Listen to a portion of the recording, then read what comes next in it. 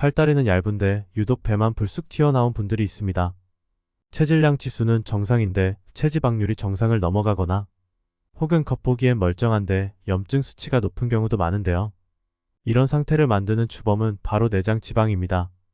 흔히 같은 지방이라도 내장 지방은 더욱 위험하다고들 하는데요. 내장 지방은 다른 건강한 지방과는 달리 우리 몸을 병들게 만들기 때문이에요.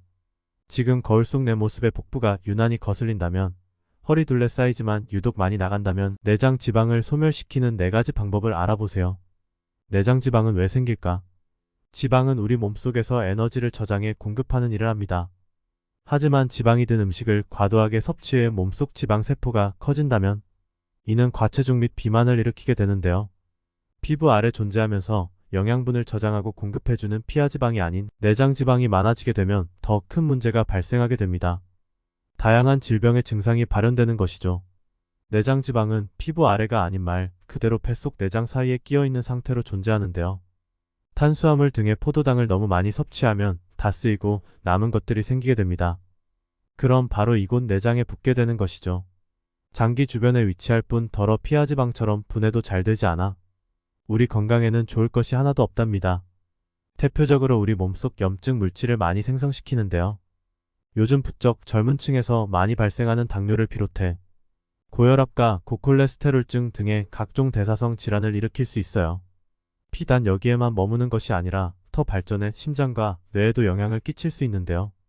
그 끝은 언제나 심근경색 및 뇌졸중입니다. 내장지방을 일으키는 원인은 다양하지만 주로 잘못된 생활 방식에서 기인합니다. 고칼로리와 고지방의 음식을 다량으로 섭취하는 과식 습관과 여기에 더한 잦은 음주, 그리고 운동 부족인데요. 특히 잦은 음주는 내장지방을 축적시키는 주요 요인으로 볼 수 있어요.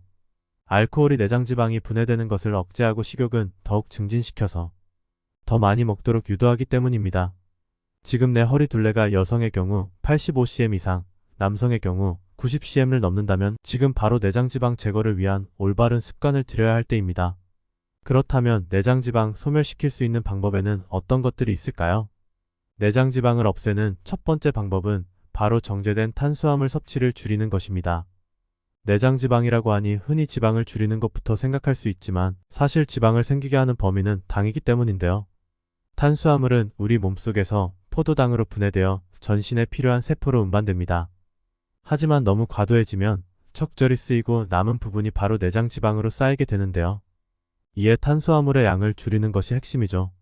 단 정제된 탄수화물을 줄이는 것이 더욱 효과적이에요. 정제된 탄수화물이란 인위적으로 합성시켜 도정을 거친 곡류를 말하는데요. 우리가 매일 먹는 흰쌀밥이나 빵, 파스타, 국수 등이 대표적입니다. 흰 설탕 및 흰 밀가루 정도로 보시면 되는데요. 이들은 우리 몸속에서 빠르게 흡수되어 혈당을 높이는 원인으로 작용해요. 그렇기에 다이어트를 시작하는 첫 3일간은 하루 평균 50지 이하로 줄이는 것이 바람직해요. 이렇게 정제된 탄수화물의 섭취량을 줄이면 우리 몸은 몸에 남아있는 지방을 에너지원으로 사용하게 되는데요. 즉 지방을 태워서 살이 빠지는 건강한 다이어트가 되는 것입니다. 탄수화물을 섭취하고 싶다면 정제되지 않은 잡곡이나 통곡물을 먹는 것이 더욱 좋습니다. 내장지방을 없애는 두 번째 방법은 건강한 단백질과 지방을 섭취하는 것인데요. 탄수화물을 줄이면서 동시에 단백질 섭취는 늘려야 하는 것입니다. 그래야 근육이 손실되는 것을 막을 수 있습니다. 우리 몸속의 탄수화물의 양이 줄어들게 되면 자연스럽게 단백질이 당으로 대체되기에 근육의 양도 감소할 수 있습니다. 이에 단백질이 풍부한 소고기와 닭고기를 비롯한 생선, 두부, 달걀, 해산물을 하루 3끼에 맞추어 섭취하면 도움이 됩니다. 권장 섭취량은 몸무게 1kg당 1.21 오지입니다. 지방의 경우 오메가3 지방산 같은 불포화 지방이 함유된 등푸른 생선이나 견과류, 아보카도, 올리브 및 코코넛 오일 섭취가 도움이 될 수 있어요. 그럼 이런 건강한 지방이 자연스럽게 연소되면서 신진대사를 올려주는 것이죠. 신진대사가 촉진되면 기초대사량이 상승해 체중 감량에 직접적인 효과를 주게 됩니다. 내 뱃살 빠지게 하는 세 번째 방법, 바로 12시간 이상의 공복 유지 및 7시간 이상의 수면입니다. 건강하게 살 빼는 방법으로 많이 알려진 간헐적 단식과 비슷한 면이 있는데요. 최소 12시간 이상 공복을 유지하면서 내 몸을 지방 분해가 잘 되는 환경으로 가꾸는 것입니다. 그럼 혈당과 혈압 등도 자연스럽게 내려가게 되면서 췌장의 인슐린 분비 기능도 다시 원활해질 수 있어요. 이른 저녁을 먹은 이후 수면 시간을 포함해 다음날 오전까지 공복을 유지하고 이후 건강한 식단으로 섭취하면 좋습니다. 특히 잠자리에 들기 3시간 전에는 아무것도 먹지 않아야 해요. 동시에 숙면을 취하는 것도 중요한데요. 수면 부족이 되면 다음날 아침에 일어나도 피로감이 몰려올 뿐 아니라 식욕 조절이 안 되고 운동을 할 기력이 남아있지 않게 됩니다. 실제로 한 연구에 따르면 5시간 이하로 잔 실험자들의 경우 7시간 이상 잔 실험군보다 16년간 15kg가 더 증가했다고 하는데요. 자지 않고 깨어있을 경우 식욕 억제 호르몬인 렙틴이 감소하고 반면 촉진 호르몬인 그렐린은 증가하기 때문입니다. 더욱이 스트레스 호르몬인 코티솔도 증가하는데 이 호르몬은 체중을 늘리는 역할을 하게 됩니다. 자정부터 새벽 2시 사이에는 반드시 숙면하세요.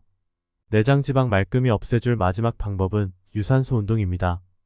살 빼는데 운동 같은 신체 활동이 빠질 수야 없죠. 근력 운동도 중요하지만 걷기나 달리기, 수영, 자전거 타기 등의 유산소 운동을 해야 뱃속 틈 사이사이 낀 내장 지방을 더 잘 없앨 수 있습니다.